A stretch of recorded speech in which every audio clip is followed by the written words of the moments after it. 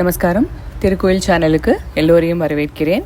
இந்து சமய புராணங்களின்படி குபேரன் செல்வத்தின் அதிபதியாகவும் வடக்கு திசையின் பாதுகாவலராகவும் இருக்கிறார்.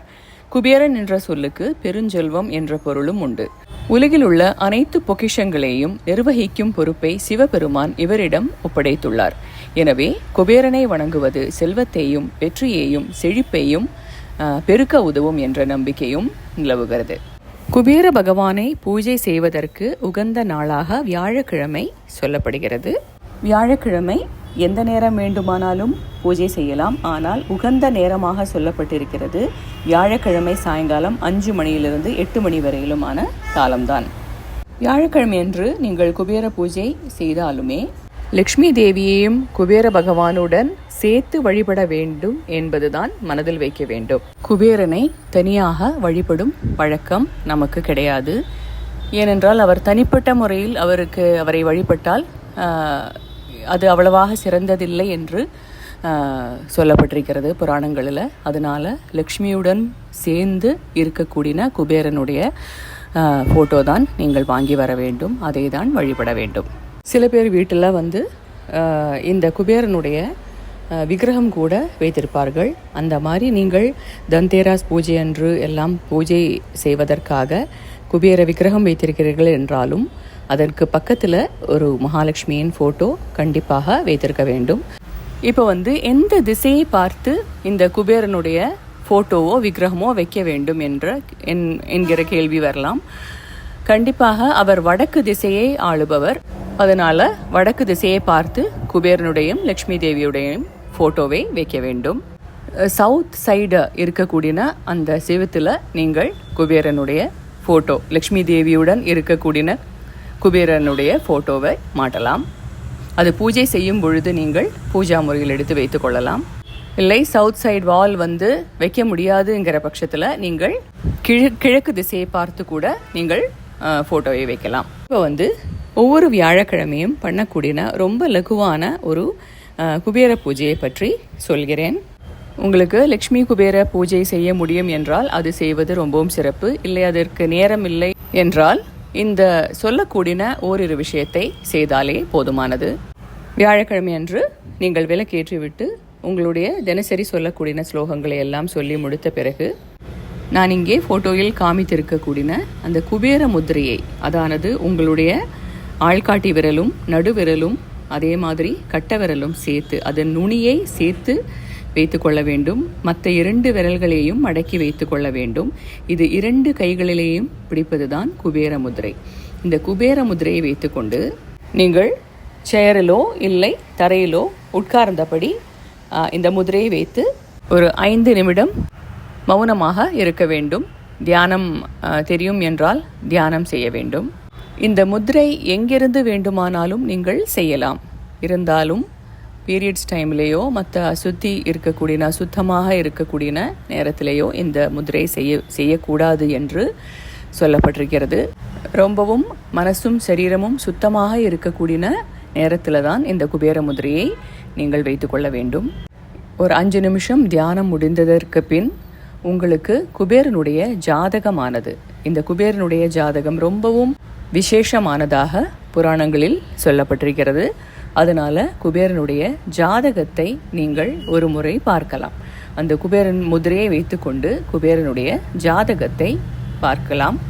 இந்த குபேரனுடைய ஜாதகம் வீட்டில் வைத்திருப்பது எல்லா விதமான ஐஸ்வர்யத்தையும் கொண்டு தரும் என்று நம்பப்படுகிறது. அதனால் அந்த ஜாதகம் உங்களுக்கு நெட்டிலேயே கிடைக்கும். நான் உங்களுக்கு இதிலேயும் பிக்சராக காமிக்கிறேன். அந்த ஜாதகத்தை எடுத்து வைத்து நீங்கள் அதை ஒரு லேமினேட் மாதிரி பண்ணி கொள்ளலாம். அதை பண்ணி வீட்டில் வைப்பது ரொம்பவும் சுபிக்ஷத்தை கொண்டு வரும், செழிப்பை கொண்டு வரும் என்று நம்பப்படுறது. இதே மாதிரி ஸ்ரீராமனுடைய ஜாதகம், அதே மாதிரி ஆஞ்சநேயருடைய ஜாதகம், மகா பெரியவா ஜாதகம் இதெல்லாம் வீட்டில் வைப்பது ரொம்பவும், முருகனுடைய ஜாதகம் இதெல்லாம் வீட்டில் வைத்திருப்பது ரொம்பவும் விசேஷ பலன்களை அளிக்கும் என்று புராணங்கள் சொல்கிறது. இந்த முதிரையை வைத்துக்கொண்டு நீங்கள் அந்த செவுத்தில் மாட்டியிருக்கக்கூடிய அந்த ஜாதகத்தை ஒரு 5 நிமிடம் பார்த்து கொண்டு தியானம் பண்ண வேண்டும்.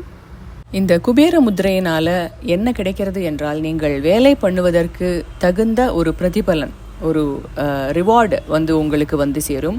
அதே மாதிரி எந்த விதமான ஒரு பண நஷ்டம் வரக்கூடிய சூழ்நிலைகள் எல்லாமே வந்து அகன்றுவிடும். அதே மாதிரி செல்வ செழிப்பு நிறைய வந்து பணம் பலவிதமான சோர்ஸஸ்லேருந்து உங்களுக்கு வரக்கூடிய ஒரு வாய்ப்பு கிடைக்கும் என்றெல்லாம் சொல்லப்பட்டிருக்கிறது. அதனால ரொம்பவும் விசேஷமானது இந்த குபேர முதிரையும் இந்த குபேர ஜாதகமும். உங்கள் உழைப்புக்கு தகுந்த ஒரு வருமானம் உங்களுக்கு வர வேண்டும் என்பதுதான் இந்த நான் சொல்லக்கூடிய எல்லா பரிகாரத்தினுடையும் அர்த்தம். எந்த வேலையும் பண்ணாமல் வெறும் குபேர முதிரையும் குபேர ஜாதகமும் வைத்து கொண்டு உட்கார்ந்தால் பணம் வருமா என்று கேட்டால் சாத்தியமில்லை. அதனால எந்த வேலை நீங்கள் எடுத்து செய்தாலும் அதற்கு தகுந்த ஒரு வருமானம் கிடைப்பதற்குண்டான எல்லா தடைகளையுமே இது நீக்கம் செய்கிறது என்பதுதான் விசேஷம். பணம் வருவதற்கும் அதே மாதிரி கிடைத்த பணம் அனாவசியமாக செலவு ஆகாமல் இருப்பதற்கும் உண்டான சில பரிகாரங்கள் தான் இதெல்லாம்.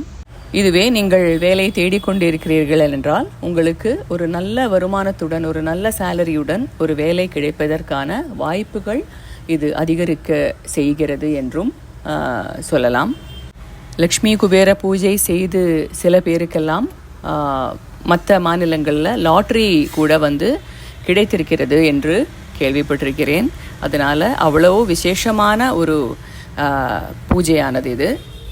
லக்ஷ்மி குபேர பூஜையை பற்றி இன்னொரு தொகுப்பில் உங்களுடன் பகிர்கிறேன். நீங்கள் ஒவ்வொரு வியாழக்கிழமையும் தொடர்ந்து இது பண்ணி வர உங்களுக்கு பணம் வரக்கூடிய சோர்சஸ் எல்லாம் வந்து ஓப்பன் ஆகும் என்பதுதான் இங்கே சொல்ல விரும்புகிறேன். இத்துடன் நீங்கள் குபேர யந்திரம் எல்லா கடைகளிலுமே உங்களுக்கு பூஜா ஸ்டோர்ஸில் எல்லாமே கிடைக்கும். அந்த குபேர யந்திரத்தை வாங்கி அதுக்கு சந்தன குங்குமம் இட்டு அந்த குபேர யந்திரத்தையும் நீங்கள் பூஜா முறையில் வைத்து கொள்ளலாம்.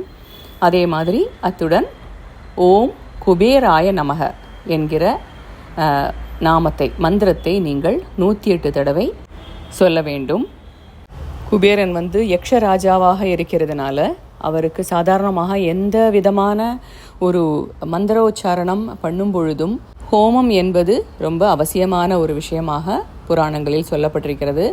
ஆனால் நம்ம இங்கே அவருடைய ஜாதகத்தையும் அந்த யந்திரத்தையும் அவருடைய ஃபோட்டோவையும் வைத்து வழிபடுவதனால அந்த ஹோமம் இல்லாமலேயே இந்த ஒரு மந்திர சாதனையினால் பகவானை வழிபடுகிறோம். இதை தவிர அவருடைய பீஜ மந்திரமும் மூல மந்திரமும் எல்லாம் இருக்கிறது. ஆனால் அது ஒரு குரு உபதேசம் இல்லாமல் ஜபிக்கலாமா என்று எனக்கு நிச்சயம் இல்லாததுனால அது நான் இங்கே ஷேர் பண்ண போவதில்லை. உங்களுடைய ஸ்ரத்தையும் அதே மாதிரி பக்தியும் தான் எந்த விதமான ஒரு வழிபாட்டு முறையாக இருந்தாலும் அதில் பிராதானியம். நீங்கள் எவ்வளோ பெரிய பீஜ மந்திரமாக இருந்தாலும் மனது வேற எங்கேயோ அலைபாய்ந்து கொண்டு நீங்கள் அது வாயில் மட்டும் உச்சாரணம் செய்து கொண்டு இருந்தால் அது பலம் கொடுக்க போவதில்லை. ஆனால் சின்ன ஒரு நாமம் மாத்திரமாக இருந்தாலும் அதை நீங்கள் சொல்லிக் கொண்டிருக்கும் பொழுது அந்த மூர்த்தியை நீங்கள் மனதில் தியானம் செய்து அந்த மூர்த்தியுடன் ஐக்கியமாகி கொண்டு நீங்கள் அந்த மந்திர ஜபத்தை பண்ணினால் கண்டிப்பாக அந்த மந்திர சித்தி என்பது கிடைத்துவிடும் என்றுதான் நம்ம முன்னோர்கள் நமக்கு சொல்லியிருக்கிறார்கள். அதனால் இந்த ஒரு சிம்பிளான லகுவான மந்திரத்தையே நீங்கள் சொல்லிக்கொண்டு ஒவ்வொரு வியாழக்கிழமையும் முடிந்த வரையிலும் இந்த குபேரனுடைய இந்த ஒரு லகு பரிகாரத்தை பண்ணி வாருங்கள். உங்களுடைய எக்ஸ்பீரியன்ஸை கமெண்ட் பாக்ஸில் கண்டிப்பாக குறிப்பிடுங்கள். மீண்டும் ஒரு பயனுள்ள தொகுப்புடன் உங்களை சந்திக்கும் வரை நன்றி, வணக்கம்.